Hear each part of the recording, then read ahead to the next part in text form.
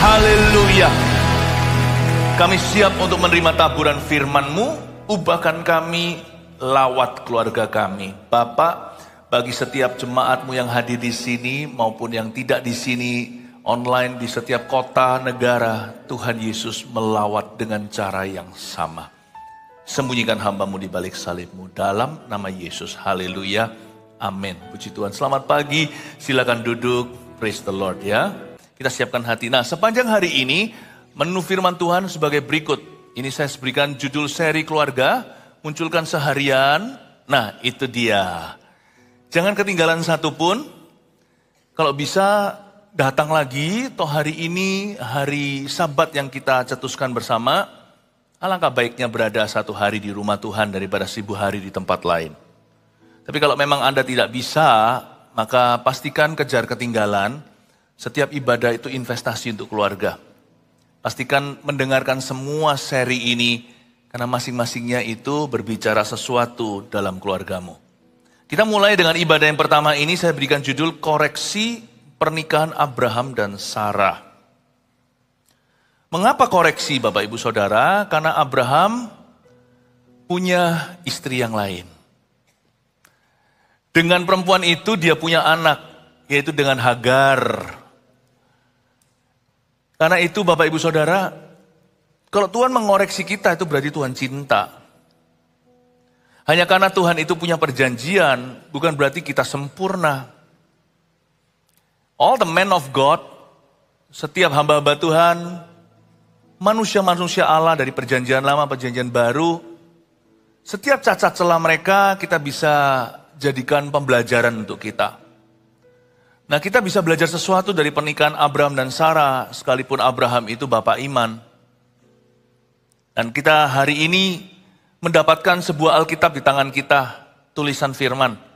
Alkitab ini jujur loh, gak pernah nutup-nutupi loh. Kalau Anda baca, Alkitab itu tidak bungkam celahnya Daud dengan Batsheba. Alkitab ini juga tidak menutup-nutupi atau tidak mengcover dosa. Tapi Tuhan tidak mempermalukan Abraham tentunya. Tuhan taruh Abraham dalam cerita, seorang yang seperti kita gak sempurna, supaya kita disempurnakan. Mari kita belajar dari kekurangan orang lain, agar kita sendiri pun mengalami penambahan dari Tuhan. Kita gak lebih rohani, lebih hebat dari Abraham, dari Daud, dari semua manusia-manusia Allah di perjanjian lama maupun perjanjian baru. Tapi kalau kita baca Alkitab, kita harus teliti. Apa yang Tuhan hendak katakan tentang pernikahan kita, tentang keluarga kita. Saya mau belajar sesuatu. Abraham mengalami sesuatu yang menyakitkan ketika dia harus melihat anak kesayangannya. Sebenarnya anak perjanjian itu Ishak. Tapi Ismail itu anak kesayangan Abraham. Gimana enggak sih? Coba bayangkan Anda menunggu anak sekian lama lalu tiba putra sulungmu, anak semata wayang. Tidakkah Anda akan mencintainya? Jangan kira Abraham itu benci sama Ismail. Abraham itu cinta. Dimanapun dia melihat, itu mata-mataku itu. Itu mirip sama aku hidungnya.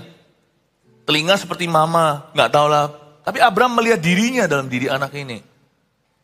You see, hanya karena Anda mencintai sesuatu bukan berarti itu berkenan kepada Allah. Kita mencintai kebiasaan buruk kita. Kita sangat pegang teguh pemikiran-pemikiran kita yang salah.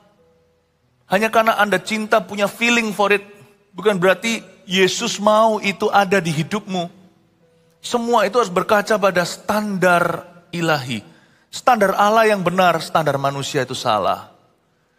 Kalau pernikahan kita itu mau diberkati oleh Roh Kudus, kalau keluarga kita itu ingin mengalami perjanjian Allah yang suci, kalau kita ingin mengalami hadirat Tuhan dan rencana Bapa yang ajaib, you follow him, don't make him follow you. Anda yang ikut dia, bukan dia yang ikut kemauanmu. Keluarga Abraham segera dikoreksi oleh Tuhan. Supaya Abraham bisa menjadi umat perjanjian dan bapak iman. Rintangan yang satu ini gak boleh dilalui. Tuhan menuntut Abraham melakukan sesuatu sebelum dia bisa maju atau melaju dengan Tuhannya. Sebelum dia bisa masuk kepada step atau langkah berikutnya, langkah ini jangan pernah diabaikan. Abraham diberitahu sama Tuhan, usir Hagar. Wow, dikoreksi sama Tuhan. Ya, seperti kalau harga sesuatu komoditas atau harga properti di sebuah negara yang sudah bubbling. Orang-orang beli hanya investasi, tapi nggak ada yang tinggal di sono. Dikoreksi sama pemerintah. Di-cut sekian. Demikian juga Tuhan mengkoreksi Abraham. Kalau kamu mau tetap menjadi umat pilihan. Tuhan berkata, kalau kamu mau aku jalan sama kamu dan ada di dalam kehidupan keturunanmu. Then you must do this. Kamu harus lakukan ini. Abraham mengusir Hagar dan Ismail. Kita baca dulu. Yaitu di Kejadian pasal 21 ayat 8-13 saja. Saya bacakan dulu semua lalu saya jelaskan kepada Anda. Bertambah besarlah anak itu dan ia disapih. Lalu Abraham mengadakan perjamuan besar pada hari Ishak disapih itu. Pada waktu itu Sarah melihat bahwa anak yang dilahirkan Hagar, perempuan Mesir itu bagi Abraham, sedang main dengan Ishak anaknya sendiri. Berkatalah Sarah kepada Abraham, usirlah hamba perempuan itu beserta anaknya, sebab anak hamba ini tidak akan menjadi ahli waris bersama-sama dengan anakku Ishak. Hal ini sangat menyebalkan Abraham oleh karena anaknya itu. Tetapi Allah berfirman kepada Abraham, janganlah sebal hatimu karena hal anak dan budakmu itu. Dalam segala yang dikatakan Sarah kepadamu, haruslah engkau mendengarkannya. Sebab yang akan disebut keturunanmu ialah yang berasal dari Ishak. Tetapi keturunan dari hambamu itu juga akan kubuat menjadi suatu bangsa, karena ia pun anakmu. Mari kita melirik sedikit karakter Allah dan kehidupan kita. Mulai dari ayat 8 dulu. Latar belakangnya, bertambah besarlah anak itu. Stop di situ. Ini bukan Ishak, ini Ismail. Ismail kurang lebih sudah berumur 16 tahunan. Sedangkan Ishak disebut sebagai anak yang baru disapi kurang lebih umur 3. Jadi Ismail itu sudah ada di bumi, di dunia 13 tahun sebelum anak perjanjian. Tahukah kita semua itu punya latar belakang? Sebelum Tuhan ada setan. Ini bukan dalam tatanan penciptaan. Karena Allah kita itu alfa omega, setan itu ciptaan. Tuhan tidak menciptakan setan, Tuhan menciptakan malaikat. Malaikat itu jatuh, dikutuki oleh Tuhan dan menjadi setan atau menjadi iblis. Tetapi dalam tatanan hidup orang berdosa, meskipun Allah menciptakan kita yang menenung kita di dalam kandungan ibu kita, dalam histori sejarah kita semua itu ada latar belakang kegelapan. Saya itu 18 tahun sebelum Kristus, saya hidup di dalam dosa-dosa saya. Saya kenal Yesus itu umur 18. Sebelum anak perjanjian itu tiba, 13 tahun sebelumnya ada masa kegelapan. Yaitu Abraham dan Sarah tentunya semua mereka ini hidup di dalam kesalahan. You all have a background. Bibi bobot bebet kita ini selain papa mama adalah Adam dan Hawa. Makanya itu ketika seseorang itu dinikahkan kudus dan punya satu keluarga yang dia bimbing dalam Tuhan, kita mesti hati-hati dengan yang namanya what happened in the past. Seringkali yang merusak atau menggoncang rumah tangga adalah perkara masa lalu kembali. Itu bukan hanya bicara soal mantan, tapi juga sifat-sifat buruk di masa lalu. Lihat ya, orang yang keras di masa bujangannya, mungkin juga dia adalah korban kekerasan dalam rumah tangga. Mungkin dia dipukuli sama papanya. Nanti lihat, dia akan keras sama anak-anaknya. Itu apa kalau bukan masa lalu mengejarnya? If you don't deal with your past will ruin your future. Kalau kita tidak urusi masa lalu kita dan selesaikan di kaki Tuhan, itu nanti akan menyelesaikan masa depan kita. Alias menghancurkan. Jangan bawa-bawa kembali. Makanya seorang perempuan yang punya sifat nakal secara moral, jangan sampai nanti terulang lagi Hosea, istri yang tidak setia. Kasihan tuh jadi suaminya. Yang lebih normal adalah laki-laki yang selingkuh, tapi zaman ini emansipasi sekali. Dua-dua bisa terjadi. Jangan bawa sifat lamamu. Makanya keluarga yang diberkati adalah keluarga yang diisi dengan orang-orang yang diperbaharui. Diperbaharui itu gak bisa sekali untuk selama-lamanya. Makanya kita harus pikul salib, sangkal diri setiap hari. Roma 12 katakan kita itu tiap hari diperbaharui oleh firman akal budi. Akal budi kita ini loh diperbaharui. Kita harus berjalan oleh roh. Roma 8. Supaya kamu jangan menuruti keinginan-keinginan hawa nafsu dagingmu. Makanya keluarga yang paling bahagia adalah keluarga yang berjalan bersama-sama dalam Roh Kudus. As for me and my house, kata Yosua, aku dan seisi rumahku, kami akan terus melayani Kristus.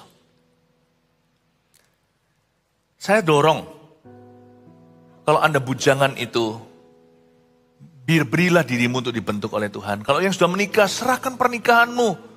Pernikahanmu itu harus menurut standar Allah. Kalau disuruh mengampuni, ya mengampuni. Jangan ada kepahitan di antara Anda. Ya. Kalau disuruh sabar, dikasih 2 kuping, 1 mulut atau lidah. Yakobus berkata, lebih baik kita itu cepat mendengar dan lamban berbicara. Praktekkan dalam pernikahanmu, akan ada berkat mengalir nanti dalam hubungan. Kalau Anda punya anak, ayo bangun rasa takut akan Allah. Jangan bangkitkan amarah dalam diri anak-anakmu, khususnya hai ayah.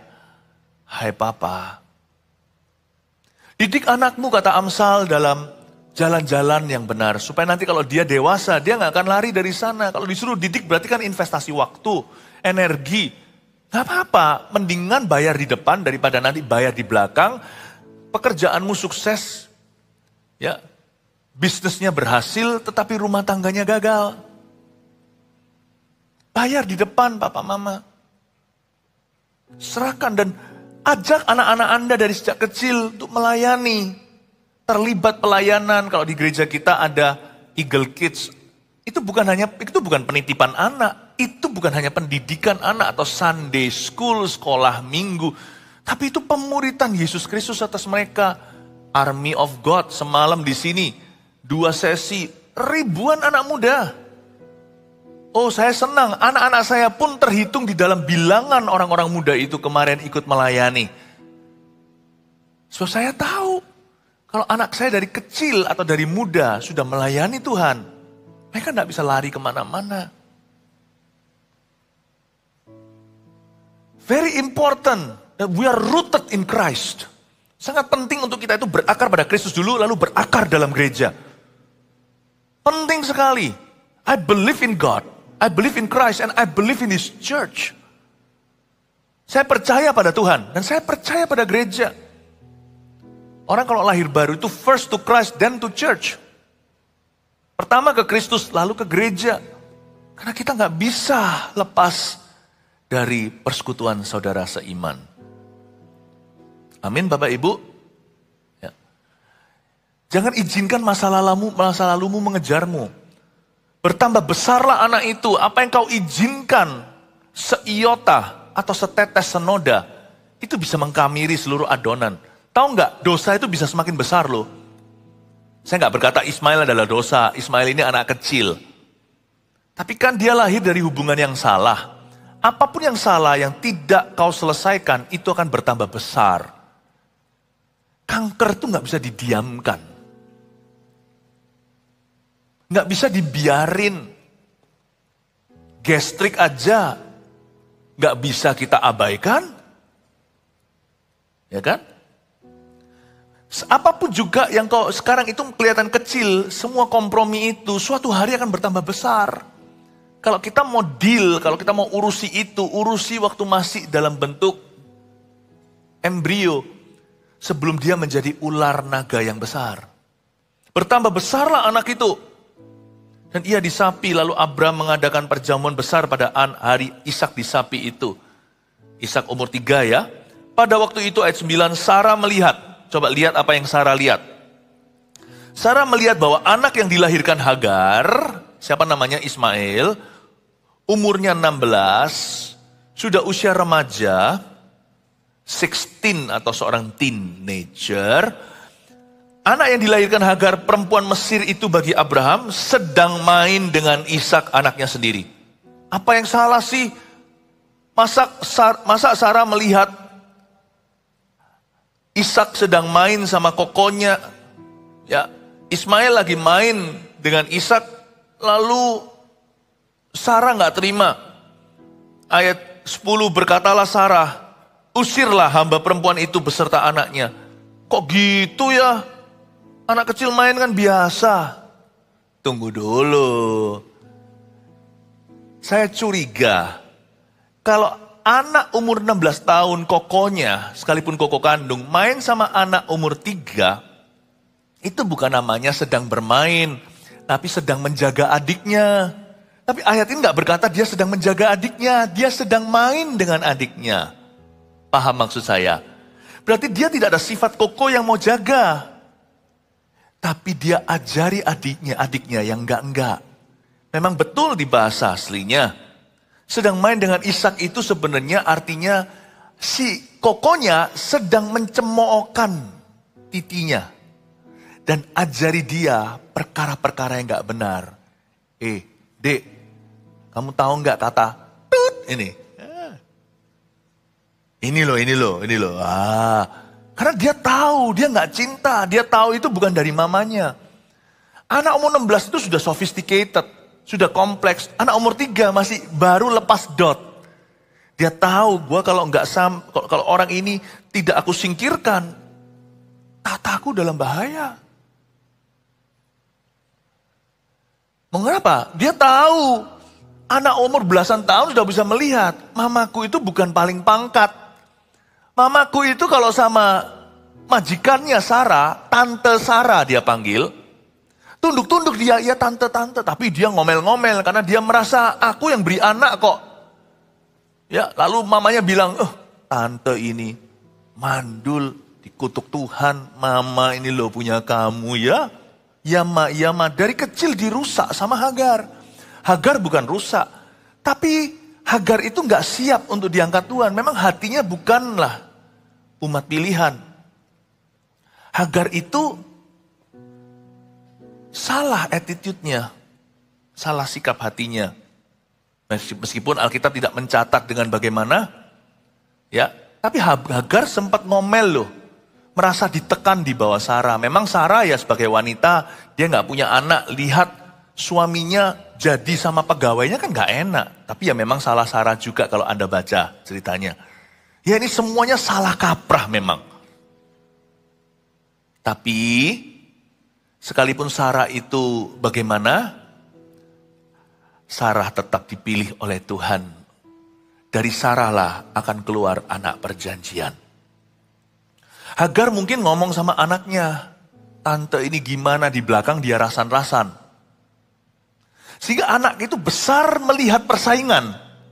Persaingan antara mama dan tante untuk merebut hati papanya. Apakah dia nggak akan melirik ke adiknya dan melihat persaingan pula? Jadi ini bukan si Ismail sedang main dengan Ishak. Tapi Ismail sedang menganiaya Ishak tapi bukan fisik. Dan kebetulan Sarah masuk ke ruangan dan melihat. Ya, si Ismail sedang ajar-ajari dia yang enggak. Kamu tahu ya, koko selalu lebih pangkat dari kamu ya. Kamu tahu ya, oh kamu bukan apa-apa. Kamu apa? Bukan apa-apa. Sebut lagi, kamu apa? Bukan apa-apa. Bagus. Ingat ya, sampai kamu besar ya. Koko yang lebih hebat. Oke, bilang. Apa? Koko apa? Lebih hebat. Itu Sarah lihat. Dia berkata, usir. Memang ini cukup keruh ya. Saya nggak membela Sarah. Makanya itu gini loh ya. Kalau punya lebih dari satu istri, pasti semua salah kaprah. Benar pun jadi salah semuanya akan tambah salah. No one is right when you have two wives.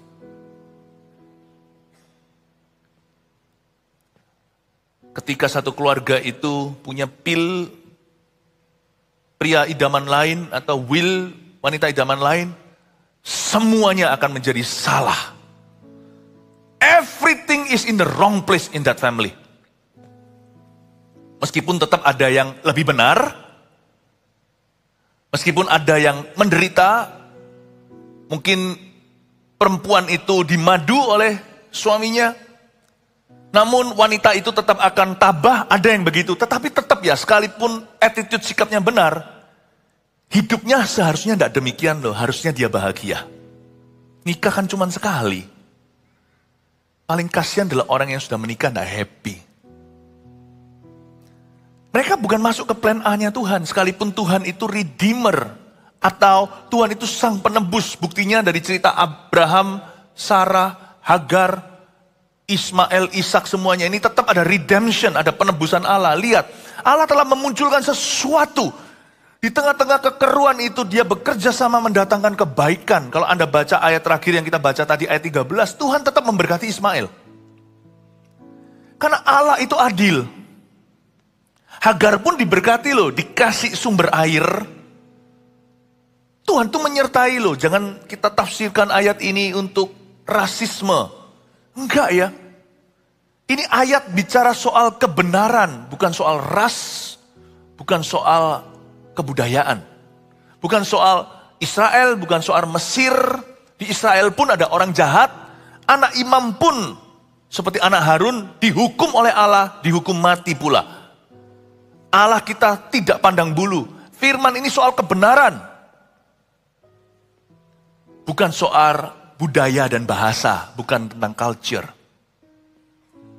Tapi Tuhan menunjukkan bahwa Bapak Abraham punya keluarga ini mengalami sesuatu yang tidak seharusnya, itu bukan rencana Allah. Oleh karena itu nanti terakhir saya akan kasih rangkumannya. What to do and what not to do. Apa yang harus dilakukan, apa yang jangan dilakukan. Kalau kita mau melihat keluarga kita itu tidak perlu melalui neraka dulu untuk mengalami perjanjian dengan Tuhan. Ini satu episode yang gak perlu sih pasal 21 ini harusnya. Kalau Abraham dari awal tidak membuat kesalahan itu. Pasal 21 ini bisa continue langsung kepada penggenapan-penggenapan berikutnya janji. Tetapi ada satu episode yang menyakitkan di dalam diri Abraham. Itulah konsekuensi dosa. Berkatalah Sarah kepada Abraham, usirlah hamba perempuan itu beserta anaknya. Sebab anak hamba ini tidak akan menjadi ahli waris bersama-sama dengan anakku Ishak, ayat 10. Hal ini ayat 11 sangat menyebalkan Abraham oleh karena anaknya itu. Hal ini sangat menyebalkan Abraham. Why? Ya masuk akal ya kan. Abraham bilang, loh ini kan ide lo. Dia sebal. Bapak Ibu Saudara, we all have a choice though. Ini seperti repetisi kejadian di Taman Eden. Hawa memang salah, tapi Adam pun ikut salah, lalu habis itu menuduh Hawa. Saya nggak bicara tentang laki perempuan, tetapi bicara soal peran. Pernahkah Anda renungkan di kitab Kejadian, waktu Hawa ambil buah itu makan, dosa belum masuk secara sah dalam dunia. Tapi waktu dicokot, mulai digigit sama Adam, dosa masuk. Saya nggak berkata bahwa istri itu Tuhan taruh di sisi kita untuk pengaruhi kita yang buruk. Enggak sih. Sama. Laki-laki juga bisa lebih buruk dari perempuan. Manusia adalah manusia. Tak peduli gendernya, orang berdosa adalah orang berdosa. Tapi dari sini kita ketahui bahwa penting sekali untuk pria berdiri teguh pada standar Allah. Bahkan ketika istrinya terpleset atau terplecok, dia tetap bisa menjadi imam yang menjadi imam yang menuntun ke jalan kebenaran. Laki-laki harus bisa begitu. Kita harus saling mendahului dalam hal kebenaran. Suami dan istri itu bukan saingan. We must complement each other. Kita harus saling mengisi atau saling melengkapi. Dibilang laki-laki itu selalu heroik, pahlawan keluarga yang bisa menuntun pada kebenaran. Buktinya setan tahu kok siapa lebih berpengaruh. Setan datang dulu ke Hawa. Berarti wanita itu pengaruhnya luar biasa. Kita nggak bisa membela pria atau membela wanita. Ini bukan soal gender. Ini soal keputusan hati setiap orang. Kalau Anda baca, Daud itu sekalipun orang yang hatinya berkenan kepada Tuhan. Suatu saat dia hampir habisi seorang pengusaha. Namanya Nabal. Karena memang dia bebal. Kalau Anda baca, dalam perjalanan ke sana, dia dihentikan oleh seorang perempuan namanya Abigail. Yang bijaksana. Mengingatkan dia, tuanku Daud, belum raja nih si Raja Daud. Dia masih menjadi buronnya Saul, Raja Saul. Abigail yang bijaksana ini bisa punya pengaruh yang begitu besar atas diri seorang pahlawan Israel yang tidak ada seorang pun pengikut dan pasukannya bisa menghentikan niat hatinya. Kata-kata perempuan itu bisa membelokkan hati yang salah dengan berkata begini, Tuanku, jikalau hari ini kau bunuh Nabal, maka suatu saat nanti kelak ketika Tuhan mengangkatmu menjadi raja, engkau hutang darah, tanganmu akan ada bercak-bercak dosa. Janganlah. Biarkan pemerintahanmu tetap untuk selama-lamanya. Mundur langsung. Jangan selalu salahkan wanita gara-gara Hawa. Tapi kita juga harus mengerti, Hawa itu satu tipe, Abigail tipe yang lain, sama-sama wanita. Ya. Laki juga bisa membuat, tapi pria wanita ini bukan soal laki-laki atau perempuan. Karena itu kebenaran tidak boleh bertumpu pada salah satu, tapi saling menjaga. Kita nggak boleh begini. Mama kok nggak peringatkan aku? Nah, kenapa kita cowoknya sebagai imam kok nggak dengar-dengaran dengan Allah? Kamu sih yang suruh. Dulu masuk investasi ini, bodong lagi. Kenapa kamu nggak cegah? Loh jangan salahkan. Kebenaran nggak bertumpu di salah satu. Kebenaran bertumpu di dua-dua. Tuhan itu menjaga keluarga dengan cara suami istri sama-sama cari Tuhan. Jadi Tuhan tidak bagi yang namanya kebenaran itu 50-50. Tapi 100-100. 100-100. Jadi kita nggak pernah defisit kebenaran. Jikalau suami hatinya mulai salah 25%, kita masih punya 175%. Karena yang perempuannya itu berdoa. Abigail namanya. Tapi kalau yang perempuan bisa salah nggak? Bisa. Perempuan itu jadi target setan. Karena wanita itu sangat berpengaruh dalam family. Marketing dunia aja tahu kok. Misalnya diajarkan di properti-properti, ya kan? Kalau Anda lihat suami istri datang lihat rumah, jangan cuma baik sama cowoknya, sekalipun cowok yang taken check-nya. Nanti terakhir, cowok itu tanya, menurut mama gimana? Karena nanti yang atur dapurnya gimana, ini taruh mana, perabotnya semuanya itu kebanyakan adalah yang perempuan. Makanya marketing itu tahu, targetkan ibu. Bu, gimana ini. Ya. Bapaknya berkata, gak terlalu bagus ya. Tapi Pak, ini fungsional Pak. Ya udah, akhirnya diteken. Setan tahu juga. Ibu-ibu, wanita di sini, you berpengaruh. Sangat berpengaruh. Setan tahu itu, makanya datang ke Hawa dulu. Kadang-kadang perempuan bisa salah juga. Dan perempuan kalau salah nggak tanggung juga bisa 50%. Tapi masih ada 150% penjagaan kebenaran. Karena sang laki-laki adalah imam yang baik. Tak rasa lebih baik janganlah. Udah jangan emosi, kita ampuni aja. Ketika sang istri marah, suaminya lebih sabar. Paham maksud saya? Gak pernah kebenaran itu dibagi 50-50 dalam family. Selalu 100-100. Makanya kalau sampai dua-dua salah, itu namanya bahasa orang, kalau bahasa dalam logat orang timur, kalau itu sampai suami istri sama-sama salah, itu namanya keterlaluan. Udah keterlaluan. Ananias Safira di Kisah Para Rasul itu udah keterlaluan. Itu udah terlalu. Your heart has been so dark. Hatimu begitu gelap. Siapa yang suruh kamu menipu Roh Kudus? Kok bisa dua-dua? Ini Petrus sampai menggumun di hatinya, sampai mengeluh. Kok bisa dia tepuk jidatnya? Karena Petrus juga punya istri, bukannya mertuanya disembuhkan oleh Tuhan.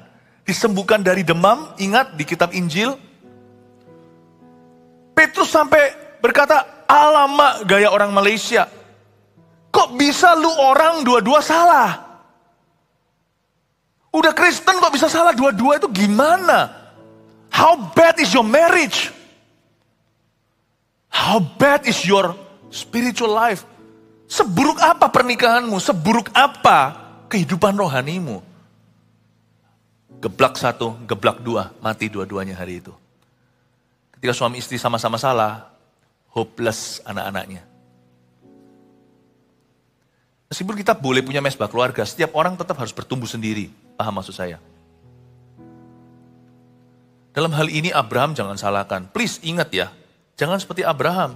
Hal ini sangat menyebalkan Abraham. Karena Sarah, iya sih memang Sarah salah. Tapi itu gak sah sebelum Abraham teken surat keputusannya. You agree? You are the sinner too. Kamu juga salah. Tapi Abraham ini kelihatan dia itu agak takut sama istrinya ya. Coba baca, hal ini sangat menyebalkan Abraham oleh karena anaknya itu. Bukan oleh karena Sarah. Ya. Dia gak berani, dia berkata, mamanya gimana? Dia gak mau bentrokan. Itu menunjukkan sifat Abraham sebenarnya. Abraham ini juga kayaknya seperti orang yang avoiding konflik sifatnya. Buktinya supaya nggak rame-rame lah, ya udah. Abraham itu bukan Hausel loh ya, dia itu bukan orang yang mata keranjang, bukan. Tapi Abraham ini pada waktu disuruh sama Hagar, dia nggak mau rame sama Sarah, lalu jawabannya tinggal iya. Kelihatan di sini juga dia marah, kesel karena anaknya.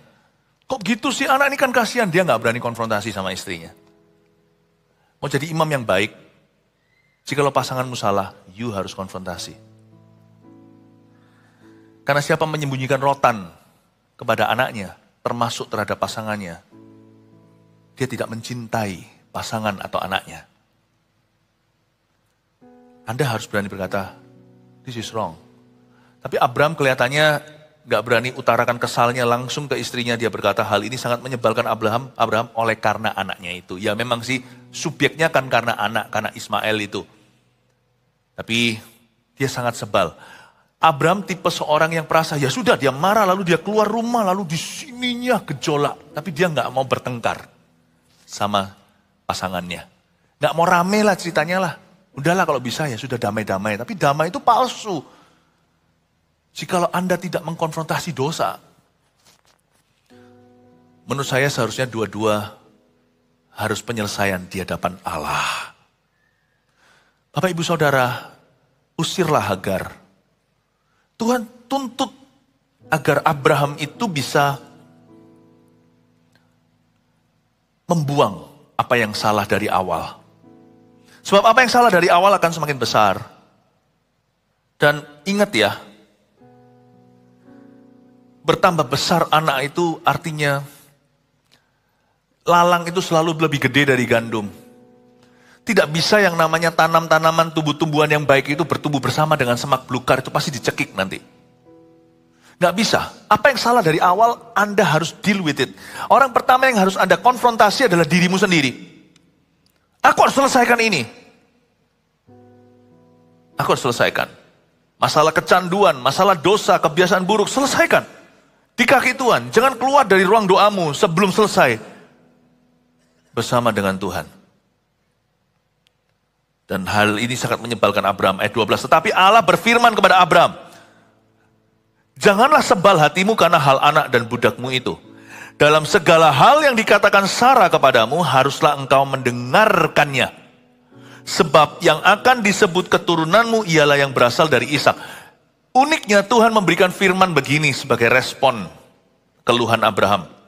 Jangan sebel ya hatimu, tinggalkan panas hati, itu percuma. Nah, ironisnya, kok Tuhan bisa memberi saran untuk agar supaya Abraham mendengarkan Sarah. Kalau Anda baca, Sarah waktu menyarankan Hagar untuk dinikahi Abraham, tidak ada firman dengarkan Sarah. Ayat ini seringkali jadi protes bagi orang-orang yang kurang mengerti hati Tuhan. Kenapa sih Tuhan? Sarah kan sudah salah. Sarah kan sudah salah. Kenapa kok Tuhan suruh Abraham dengarkan Sarah? Loh, dalam hal ini Sarah benar. Dari awal memang tidak pernah Tuhan suruh Abraham sama Hagar. Orang berdosa yang sudah salah, kalau hari ini mencetuskan kebenaran, tetap dia benar. Mutiara keluar dari mulut babi, tetap adalah mutiara. Nggak percaya? 1 kilogram emas lantakan itu kalau keluar dari mulut anjing yang muntah, tetap 1 gramnya itu 800.000 sekian. Atau 900.000 ya sekarang saya nggak ngikuti. Ayat ini bukan membenarkan Sarah atau kesalahannya di masa lalu. Karena itu dari sini kita pahami hati Tuhan. Orang bisa salah, tapi hari ini kalau dia mau benar, Tuhan akan beserta dia. Dan kebenaran Sarah terletak pada ini. Dia meralat mengkoreksi kesalahan masa lalu. Bram, gitu ya. Aku nyesel, usir Hagar. Sekalipun kedengarannya kurang cengli kata orang Hokian. Tetapi Tuhan itu selalu ada standar yang tidak berubah. Tuhan Yesus tidak berubah, kata TikTok, bukan? Tetap loh, Anda mau muter-muter melalang buana, standar Allah kembali ke ground zero dalam hidupmu. Memang tidak ada Hagar dalam rencana Allah, zero Hagar. Karena itu waktu Sarah berkata, usir Hagar, Tuhan setuju. Dan Tuhan berkata, dengarkan Sarah. Dulu waktu Sarah ciptakan Hagar dalam pernikahan mereka, Tuhan tidak berfirman. Makanya itu di Yeremia dikatakan, buat apa aku itu bahagia atas kematian orang fasik? Tuhan itu pejunan. Kalau ada satu periuk yang hancur di tangannya, kalau itu mau dibentuk jadi model yang lain. Kalau Tuhan berkata kepada satu negara, aku cabut kamu, tapi kalau dia akhirnya bertobat, Tuhan merancangkan kebaikan. Tapi kalau orang itu baik lalu dia merancangkan kejahatan, Tuhan akan hukum dia. Karena Tuhan tidak melihat lagi mengingat-ingat dosanya ketika dia sekarang hidup dalam kebenaran. Meskipun ada konsekuensinya. Yang konsekuensi yang dialami, yang mengalami konsekuensi di sini bukan hanya Abraham, kalau Anda perhatikan. Abraham merasa sakit kan, harus pisah dengan anak pertamanya yang penuh memori dengan dirinya. Itu foto albumnya lebih banyak Ismail daripada Ishak. Tapi Sarah juga makan getahnya. Berapa lama ini terjadi yang namanya konflik batin.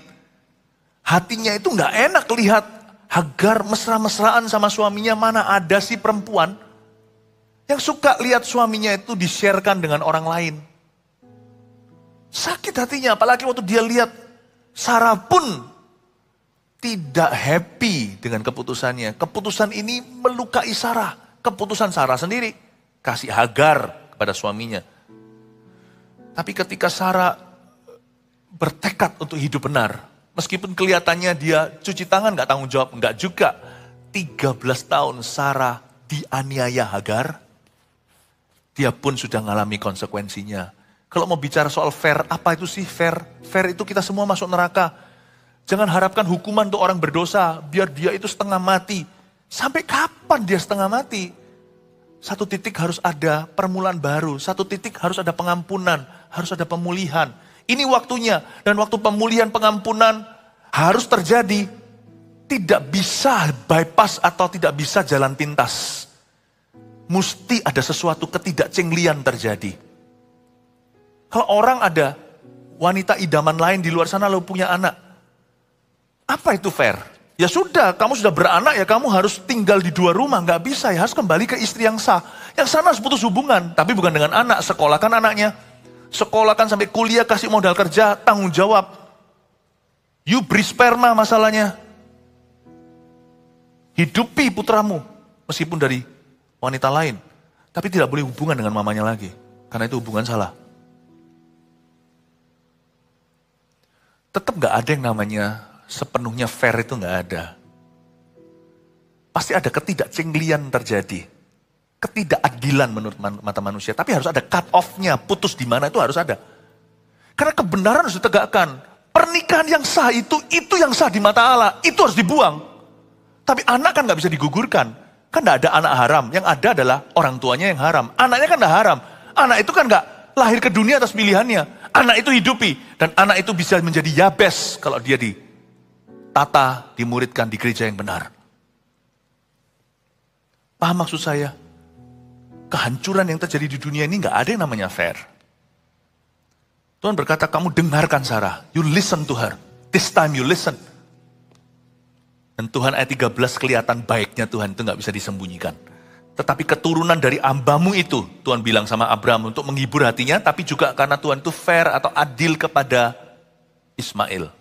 Dan kepada Hagar pula. Hagar itu juga gak innocent loh. Kok dia mau?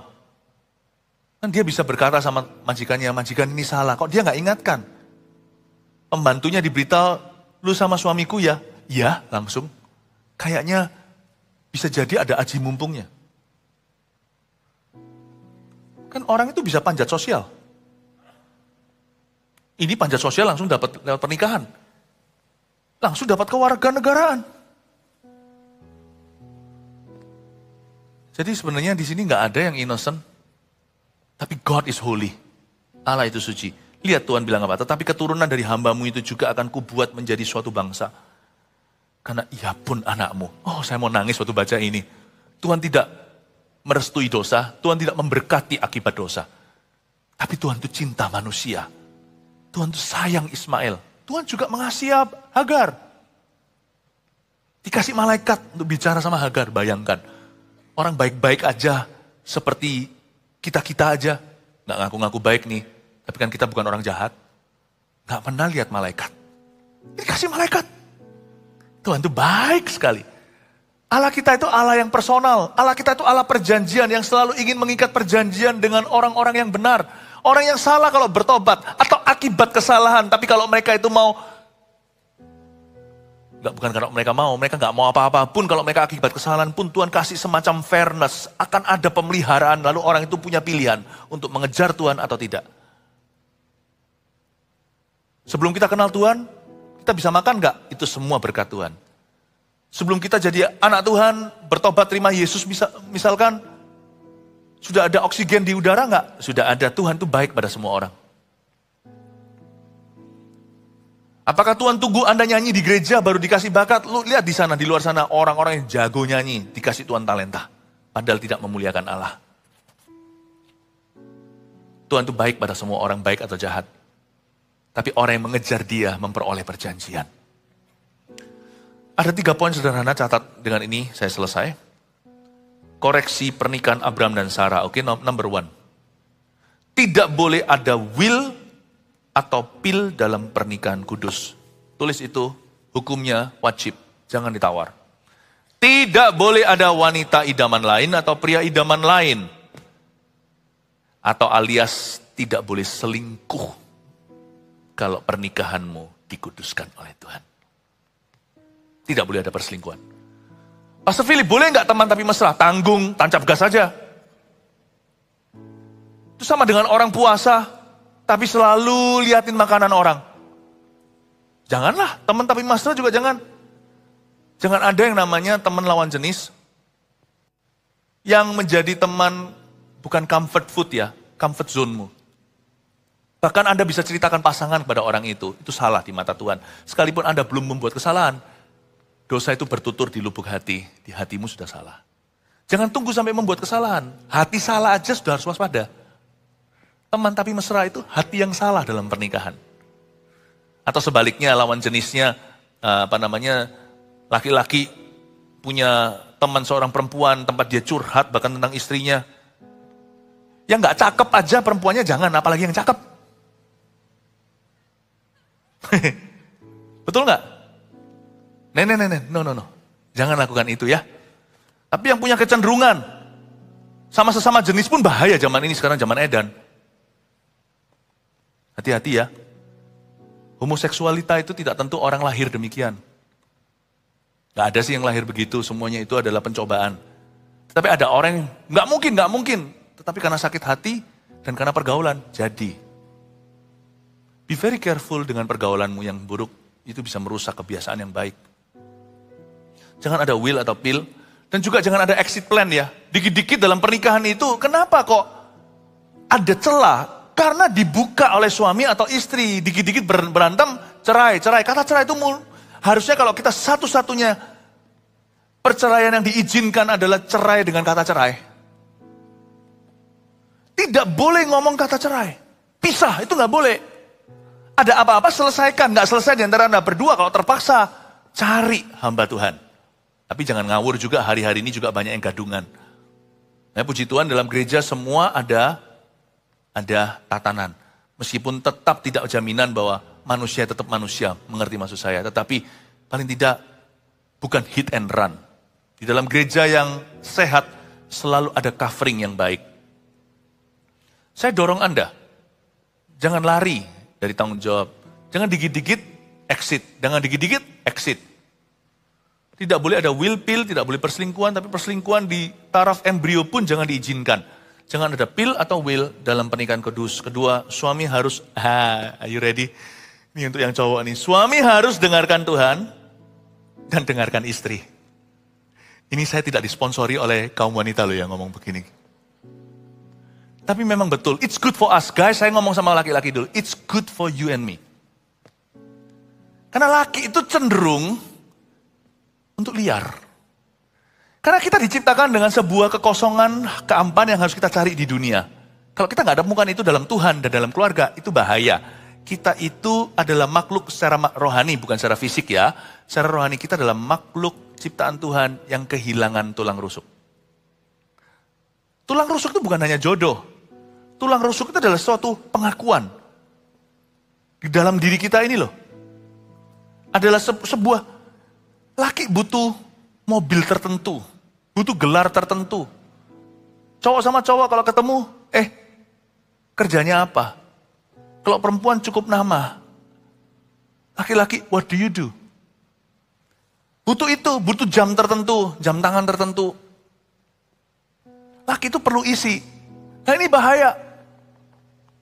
Ini bahaya. Kalau kita nggak mengisinya dengan Tuhan dan kita tidak menjadi family man, kita pasti akan jadi cowboy liar di luar sana cari apa yang memuaskan kita.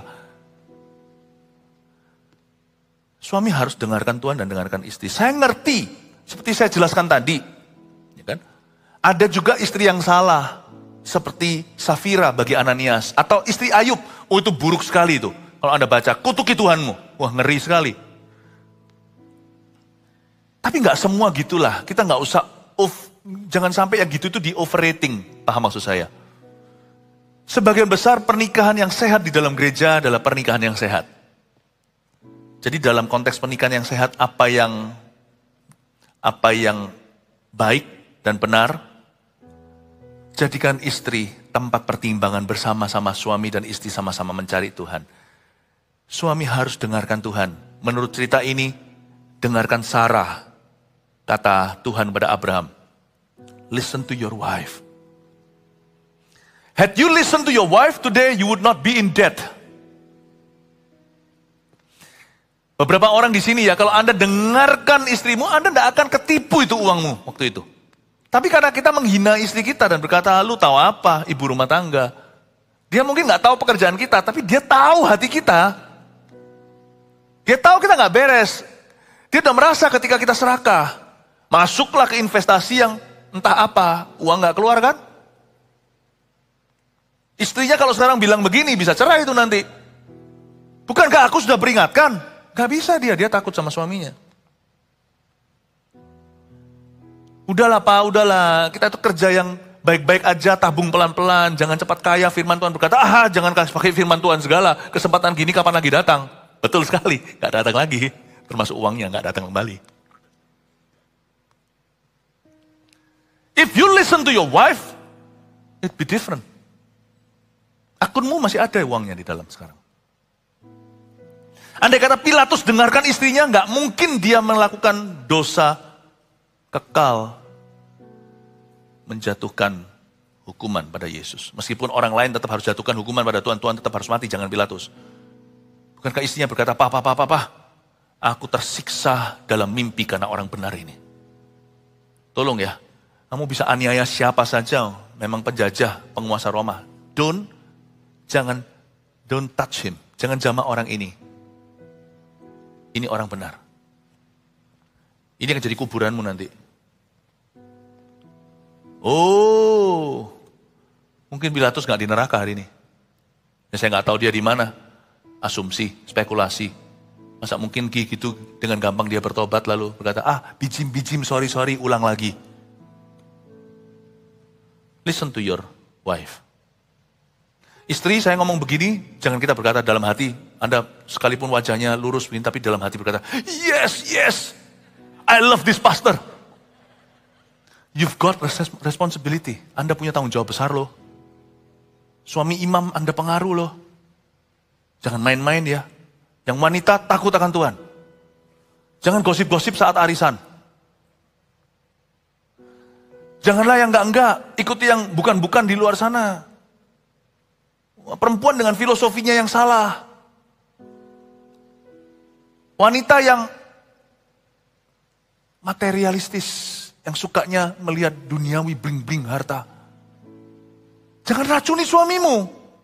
Di dirimu hanya keinginan, taruh di suamimu, nanti itu perselingkuhan. Gak percaya? Tunggu dia setengah bayar. Apa yang kau taruh di dia itu kan bumerang kembali melukaimu ketika dia berkata, iya istriku betul ya. Dan di luar sana dia dipuja. Don't open the eyes of your husband to sin. Jangan buka mata suamimu terhadap dosa. Itu bumerang pasti kepada dirimu sendiri. Istri kamu punya tanggung jawab yang besar. Terakhir, Tuhan ikat perjanjian kudus dengan keturunan orang taat. Sedangkan yang gak taat aja ceritanya dengan Hagar di sini dan Ismail. Ia pun kubuat menjadi suatu bangsa karena dia adalah anakmu Abraham. Tuhan itu memberkati, tapi jangan kejar berkat. Yang kita kejar itu perjanjian dengan Tuhan. Berkat itu cuma sekali doang kalau dalam dunia bisnis. Berkat itu sekali customer membeli. Tetapi perjanjian itu customer terus kembali. Itu lain. Saya tidak mau berkat, saya mau penyertaan. Not blessings that I seek His covenant.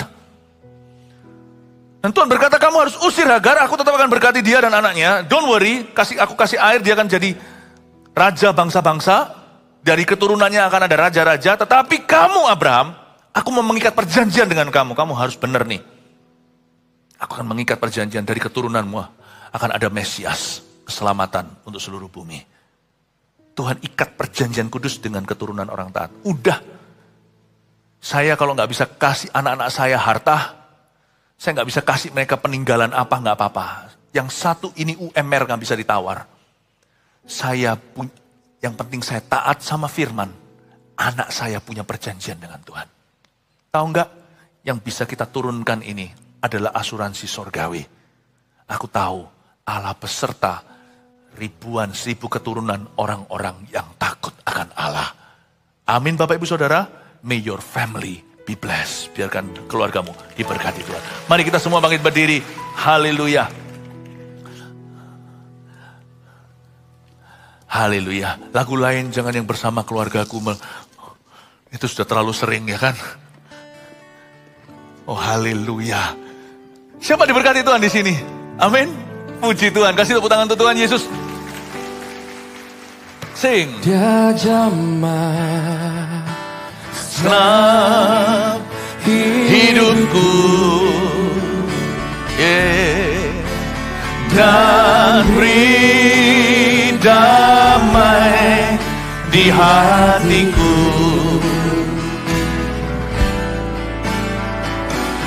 Semua telah berubah dan aku tahu Yesus jamah ku jadi baru. Dia jamah senang hidupku dan beri damai di hatiku. Semua telah berubah dan aku tahu Yesus jamah ku jadi baru. Dia jamah senang hidupku dan beri damai di hatiku.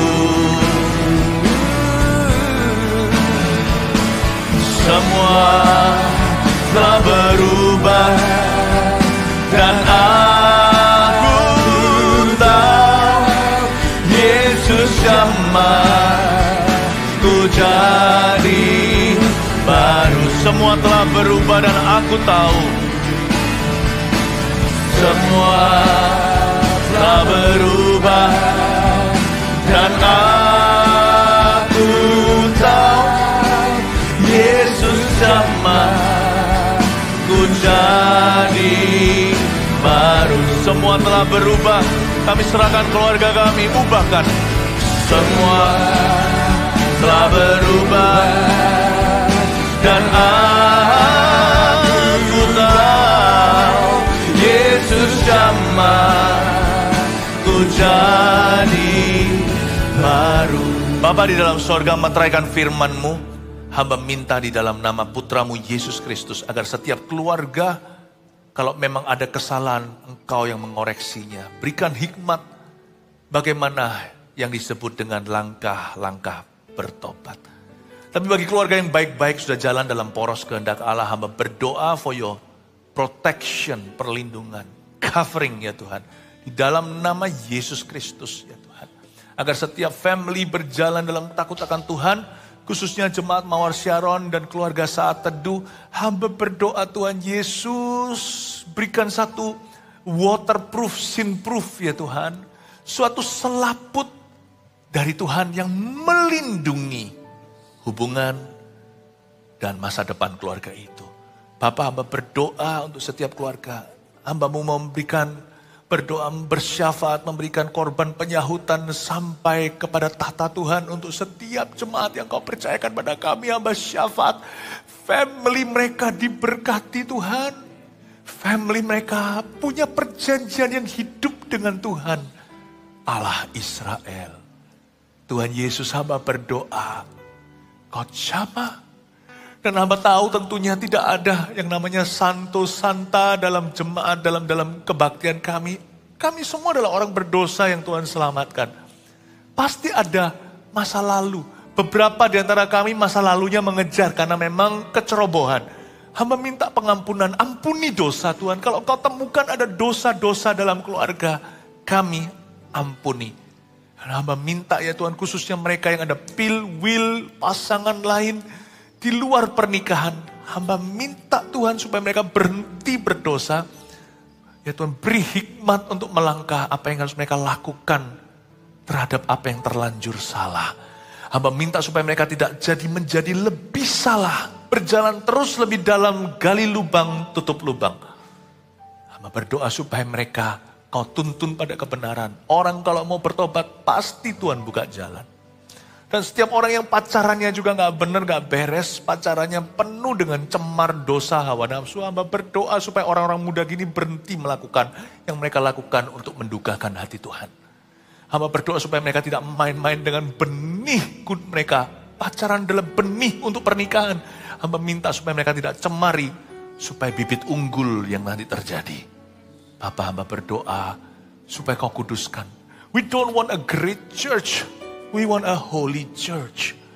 Kita tidak mau gereja yang gede atau gimana. Itu bonusnya. Kami mau gereja yang disucikan dan dikuduskan. Orang Kristen yang asli, yang the real deal. Makasih Tuhan Yesus. Oh Ramakapata se. Oh Ramakaya takaya shana nama takaya nama ya rapatakaya nama. Irana mata kapaya shuna nama takaya shana nama takapata kana nama takaya se. Inana nama ya se nama ya shana no bumara mana ya so. Iana nama ya se nama ya se. Iana nama ya shana nama ya shana na. Oh nama ya shana na. Iana nama ya shana nama ya se. Iana nama ya nama. Iana nama ya nama ya se. Oh nama ya shana nama ya so. Iana nama ya shana nama ya se. Iana nama ya shana. Oh nama ya shana nalamu. Inana nama ya shina nalamu.